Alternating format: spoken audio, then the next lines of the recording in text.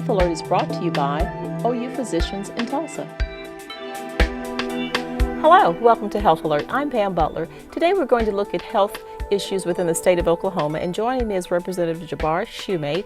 He represents District 73. Welcome to the program. Thank you, Pam. And we, this legislative session had actually more than most. We focused on health care because of the pending national legislation in health care. You know, Congress and the president passed a historic piece of legislation that affects the states, and it focuses on affordable health care. And we spent a big part of the session trying to discuss how we would prepare ourselves for that national legislation. Okay, now within that, when we look at sort of the general health of Oklahomans overall as a state, how are we doing? We are very bad. Our state is 46 out of the 50 states in terms of the condition of the people who live here. Wow.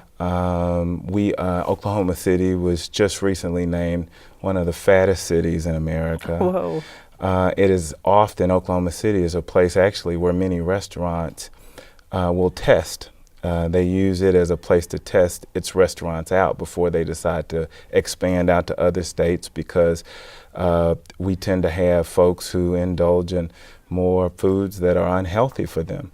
And then lastly, I think our state suffers from just the very fact that we don't have any really ways of walking to your work, walking home, walking to your church. It's a city driven by a culture of get in your car and drive and eat a lot of fast foods. And so we have a crisis, really, in terms of trying to improve our health care of the people who live here. You know, and that crisis, I'm glad you put it that way, is extending beyond just adults. People really need to know our children are now being severely impacted due to obesity, which is leading to more of the adult onset type of diabetes for them, more asthma and other kinds of things in terms of environmental issues. So our kids are really starting to feel and mirror us as adults with poor health.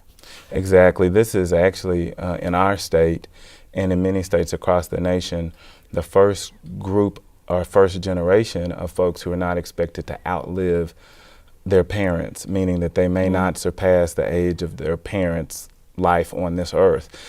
It's a crushing problem that affects southern states because our diets, again, are so historically bad and lack access to healthy options. Poverty rates are higher, so those who live in poverty just don't have the access to the quality foods or the type of instruction you need to really get in there and learn about how to take care of your body.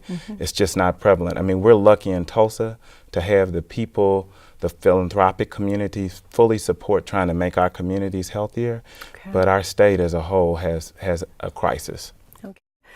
Schools then, if kids are not understanding how to grow foods and the importance of that and how to do it in a healthy way, schools are already, as you know, inundated with having to teach the basics. There's not enough hours in the day. But is this something that the legislature or the State Board of Education is sort of looking at schools to try to incorporate this kind of educational outreach in terms of food preparation, healthy lifestyle, that type of thing? Absolutely. At McLean High School, they are a leader. They have community involvement and participation, especially out of Turley. And a few of the community leaders in that area have set up an extensive community garden at the site, an extensive greenhouse, an extensive instruction to those students on how to grow your own food, how to prepare your own food, and we're talking healthy food.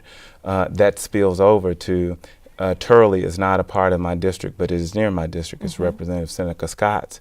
But they just applied for, it was a national program for you to win the right to have this organization come in and plant trees that produce fruit, peaches and orchards and all of those different things. And they are on the move. And our farmers markets, that one of the largest ones sort of in the Pearl District and the Cherry Street area, they're embracing our schools, teaching our kids how to grow their own food, particularly those who are in poverty because they can't afford the food And it would be nice if they knew how to grow their Right. own, and they would have healthy food at their access. I just got back from Africa last year. There is a fruit stand. There is a fruits and vegetables on every corner in every place.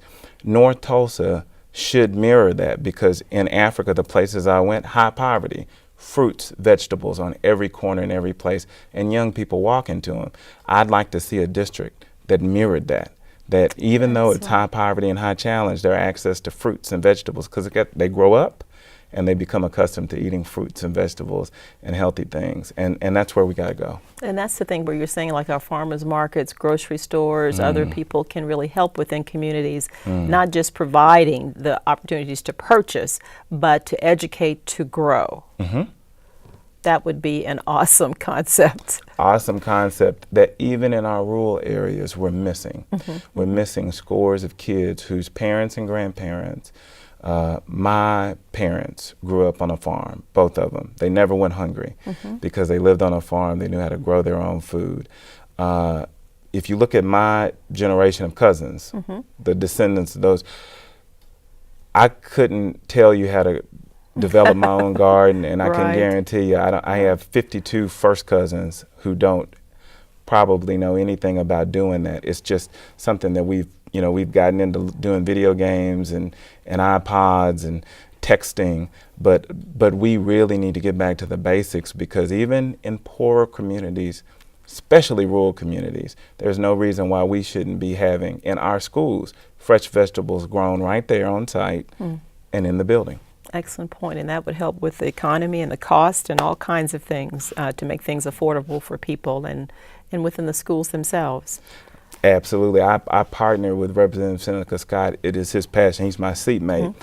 It is his passion in terms of helping local grocery store owners, or small grocery store owners, not large grocery store owners. There's one in the Crosby Heights section of our city where there's a local guy. He opened up a small shop where he doesn't necessarily grow his own food, but he has fresh fruits and vegetables right there in the corner, high poverty area.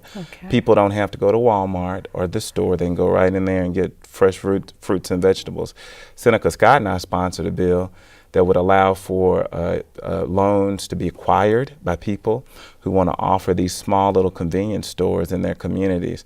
Again, when I was in Africa, all across Africa, there were small little places, little corner shops or fruit stands.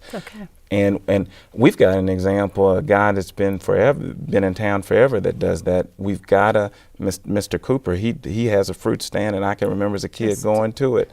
But the notion of kids going there instead of McDonald's is just not prevalent. And we've got to change that culture. We got to get them out of McDonald's and to healthier options. Okay, well, we're going to come back and look at how we begin to change that and prepare for this new healthcare reform. Okay, please stay with us. We'll be right back.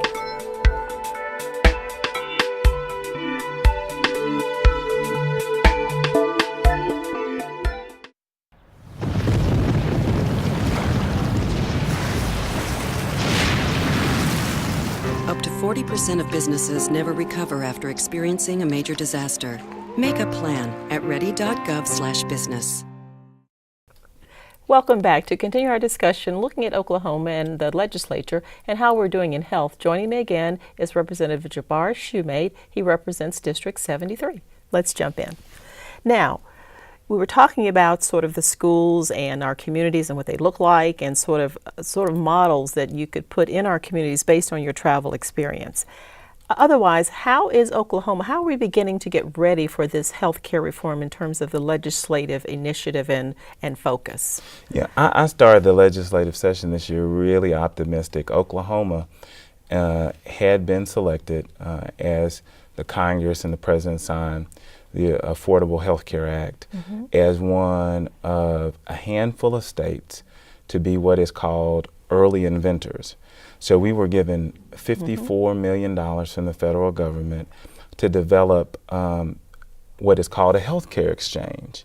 Now, a key component of this Affordable Health Care Act is that every state has to set up a health care exchange. But this being new legislation, they picked 3 or 4 states to develop this exchange, and Oklahoma was chosen because we have what I said earlier, crisis in healthcare. We are suited and we need to get off the ground with building this so that insurance companies and places where people would access health insurance to be able to go to the doctor and do all of the things that they need to do beyond just taking care of yourself, but when you need the access to true care, Oklahoma would be a pace setter. We would develop the exchange, and then the other states would then model their exchanges off what we built. And the federal government said $54 million to do that. Oklahoma, we want you to be the leader in the nation to do that. Significant. So the governor was happy. We were all very happy. But as you know, and we're not going to stay there, the politics of the national health care policies and plan got in our discussion. And for whatever reason, it was decided that we were not going to turn back $54 million, which is just an unbelievable loss. The state did not accept that $54 million to begin this healthcare exchange and to be the model for the nation. Did not accept it. We didn't do that. Did not accept it. And as I can say again, disappointed because I think some political elements affected that. But nonetheless, moving forward, our discussion had to turn to, since every state is going to have to come up with an exchange and pay for it, what would we be doing to prepare ourselves for what is to come in 2 years, in 2014. So I spent a good part of the legislative session trying to work, across the aisle to come up with ways in which Oklahoma could invent our exchange system that fit within, I guess, the personality and the political realities of our state. And what we figured was we didn't have all the answers. So this year, we're going to go to the public. And we're going to be the Speaker of the House, the Leader of the Senate, designated 2 Tulsans, actually Senator Gary Stanislawski and Representative Glenn Mulready, to set up really conversations across the state about, with doctors, with real people, with health providers, about how we could develop an exchange that works for Oklahoma. We'll have to pay for it. That's the unfortunate thing. Yeah, the $54 million's now gone. It's now gone, and it doesn't come back. But we've spent a great deal of time doing that, and I'm excited particularly because for my district, where people in my district have a life expectancy 14 years less than the rest of the city, my folks are the true uninsured and underinsured, and I'm so glad that we're getting ready to embark on how we might be able to deliver health insurance beyond taking care of themselves, health insurance to those people. Now let me ask this so the viewers can understand. This healthcare exchange network, what exactly is it? What does it involve? Clarify that so people have understanding of what you're really talking about. Good, and I'm glad you asked me to do that. An exchange is simply a one-stop shop. If I give an example, when I was in school and I went to the University of Oklahoma, a large university, it could be true for TCC. Instead of going 5 different or 6 or 7 or 8 different places around campus, they consolidated everything you would need as a freshman: financial aid, your advisement, where you go get housing, into one building, one stop, and you just went from place to place to place, so you didn't have to get lost traveling across the place, or the folks that needed to communicate with one agency were right there so that we could iron out problems. A health exchange is that. In 2014, every individual in this country will be required to have some form of health care or health insurance, and there are all these opportunities for them to get it at an affordable rate. The health insurance industry now will be able to provide to everybody health insurance. So what the legislation calls for is those that want to provide, most will, because there will be everyone in this country will have to have health care, so they'll be coming to one place in every state. A health care exchange is that one place that you come to that all the health insurance companies can actually run their services through. It will be so much of a physical place, but it'll also be technologically a place where, from a computer standpoint, all the information you need to know about choosing which health insurance company you want to go to will be in one place. And that one place will also make sure that the regulations of the national healthcare legislation are in place so that no one is skirting the rules. Or so it is truly that one-stop shop. So in 2014, I want health insurance. I, as an individual, don't have it through my company. I go to this one place. To this one physical place and can look at all the different types of insurances available, the details, and then pick what best matches me and what's more affordable to me. And quite frankly, all the insurance companies will be in that exchange because it'll be so lucrative because everyone will be coming to that one place. The thing for them is they have to abide by the policies of the new federal legislation. And it also is a safeguard so that we as a state know that we're actually in law, in compliance with what the national legislation says we must do for our insurance companies and what they must offer and what they don't have to offer. So it is clear that this will be a much easier system than people trying to go all over the place, Blue Cross Blue Shield and this place and that place. And actually, you, Pam Butler, will probably be able to just go online and say, I want to pick my health insurance provider, and you can go push a button and find out, well, Blue Cross Blue Shield is a good spot. I'm going to choose them, and you'll be covered. You could do that. Now, would the legislature, just the last couple seconds, and then we'll come back to this, would the legislature have an oversight function in relation to this exchange to make sure they are following the rules? Yeah, the insurance department, the state's insurance department it's a regulatory agency as it stands now. All insurance companies are regulated, and they will be overseeing this exchange, I'm sure. And probably one of the places you'll stop is in the insurance office, the state's insurance office, and pick out what health care you want. And I'm sure that you will probably be able to access it online at home. Okay, we're going to take a quick break and come back and look more in terms of how we're preparing and what the legislature is really doing. Okay? Please stay with us. We'll be right back.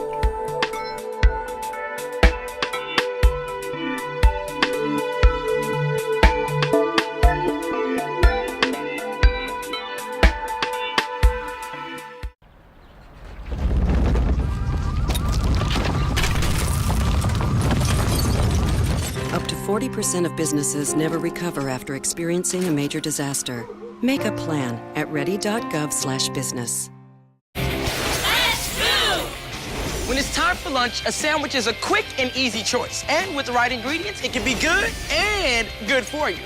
So I'm here today to see who can build the ultimate sandwich. All right, when the time is up, our judges will give you their scores. Ready, set, go! Okay, Jason starts out with a multi-grain roll. Ooh, Allison stuffing her pita with, yes, spinach, a great source of iron. Jason isn't skipping on the protein, adding plenty of smoked turkey, just like Allison's putting the finishing touches with crispy red bell peppers for a dose of vitamin A. Time! It looks like we have a tie. We'll need to call in our special guest referee. Now these are what I call quick, delicious lunches. Whole grain breads, a whole variety of ingredients. There are so many different ways to build delicious, healthy sandwiches. These two get high marks in every category. I'd say you're both winners. America. Let's get healthy together. Welcome back. To complete our discussion, looking at the health legislative issues for the state of Oklahoma, joining me again, Representative Jabar Shumate. He represents District 73. Let's jump in here now. With this healthcare exchange, I do want to get this in. We talked about the insurance and in sort of an umbrella area for insurance selection and understanding and that type of thing. Where do providers figure into that? I mean, and electronic medical records. We've heard a lot about this. Is the state supposed to develop those kinds of systems too, or where are we? The insurance companies will have that information and will share that wherever the exchange is set up. So in that one-stop shopping, that place where you would stop, which I'm thinking likely will be the state insurance department or insurance office, and we elect an insurance commissioner. They will oversee all of those things to make sure that data is accessible. But the main thing that they will do is be that one place where Jabar walks up and goes, I know that I am able to receive health insurance and I want to know where can I get it from. I can walk in the insurance department, sit down, probably with a representative or at a computer, pick out what health insurance I want and receive it. And that is good because we won't have to be worrying about, well, have these insurance companies not really lived up to their policies? Are they offering mammograms, which they have to per this national law? In that exchange, we can monitor them to make sure that they're doing what they have to do per the federal law.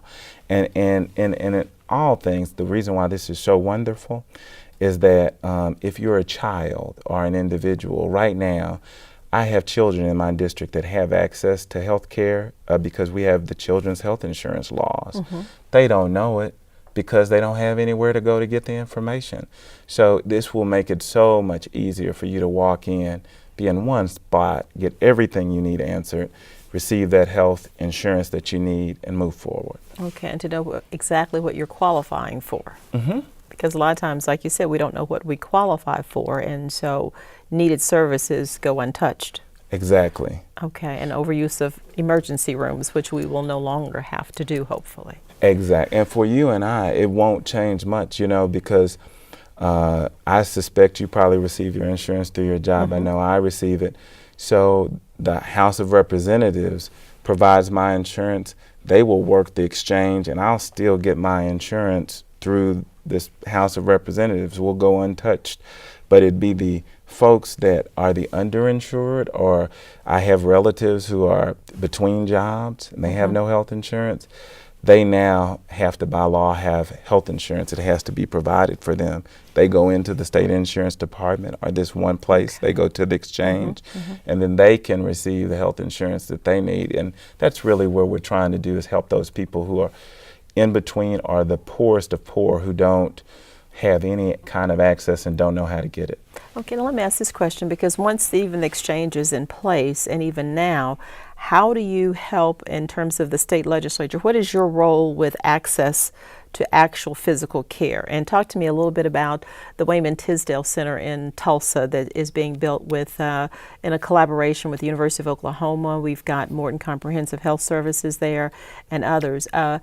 What is your role as a legislative body with that kind of facility?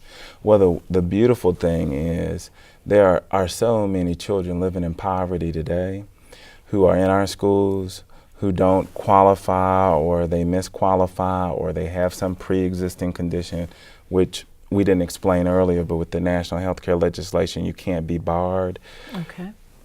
A social worker may see them at school, or a teacher, but really can't help them get access to health care.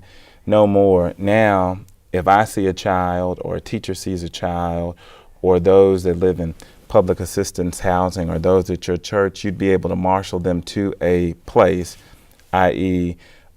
The health insurance office or whatever, and they actually are eligible for health care. So the great thing about it is now we really won't miss anybody in the process of trying to make sure that we have insurance coverage for every American, every Oklahoman that lives here. The second thing that this means for my community, I operate in the district, I don't, but Morton Healthcare operates one of the largest FQHCs, federally funded health centers. Okay. It is first rate, phenomenal building, phenomenal practice, phenomenal doctors. They see people all of the time who just don't have the dollars, and they can't treat them because they don't fall into, they don't receive Medicaid or Medicare, or they're not out of that loop. They take them in and they're able to treat them. The OU Health Center is adopting the Wayman Tisdale Health Center, and it's being built, and there are a lot of folks that just won't be able to afford to get the treatment for diabetes, or their insurance doesn't cover the cancer. The cancer treatments or the kinds of things that they need. No more. And a representative at OU be able to say, you're eligible.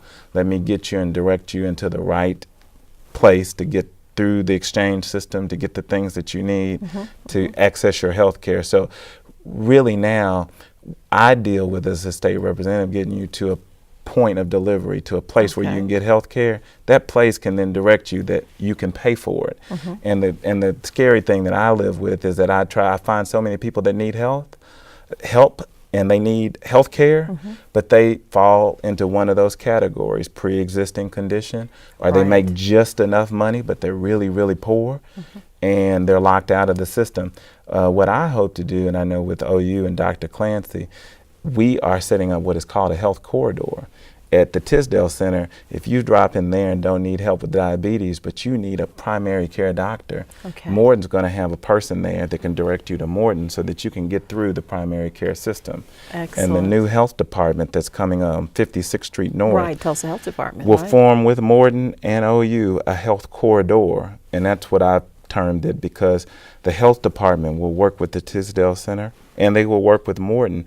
A lot of folks just need what is called preventative care, or knowledge about how to stop smoking, how to stop drinking, how to live a healthier lifestyle. They're going to be on site with OU, with Morton to do that. And so I think that with the passage of this new federal law and the reality of having 3 A+ dynamic centers, the new healthcare facility at Wayman Tisdale Center and Morton Healthcare, we're going to have the best healthcare in the nation. And that is really excellent. Let me ask you this just in our last few seconds here, in terms of looking at healthcare in the communities and the legislature, what you're talking about. Do you feel like we're really going to be on target for this healthcare exchange, because we don't have the $54 million? We're going to have to come up with it as a state. You think it's going to be a slow go, or are we really poised to still get this in place without any delay? The governor talked about getting the philanthropic community involved and doing a partnership with the state. I really think that, and I will give credit to the governor. She was an early supporter. We went through some rough waters on it, and it just didn't happen. But I will say this. I think that she knows that that's, with the state that faces a $500 billion shortfall, that's not going to happen. But the great thing, Pam, is that the federal law trumps state law, and the federal law says we have to do it. So we'll have to take that money from somewhere, in some agency, in some department, and make it happen. The sad thing is, folks are going to lose those jobs in those agencies we take the money from, and there are going to be folks that are hurt, and that was the sad thing about it. Okay, well, thank you for your work, and thank you for your continued effort on behalf of our entire community. Well, that's our show. For Health Alert, I'm Pam Butler. I'd love to hear your questions, comments, or suggestions for future shows. Please write me at Health Alert USA, P.O. Box 50913, Tulsa, Oklahoma 74150, or if you're on the email trail, please email me at healthalertusa@gmail.com. And also visit me on YouTube at youtube.com/HealthAlertUSA. Take care, and now remember, check into your options, keep up with what's happening in the legislature, look for that health care exchange, and get all of the benefits that you so richly deserve and you need, your family as well. Take care.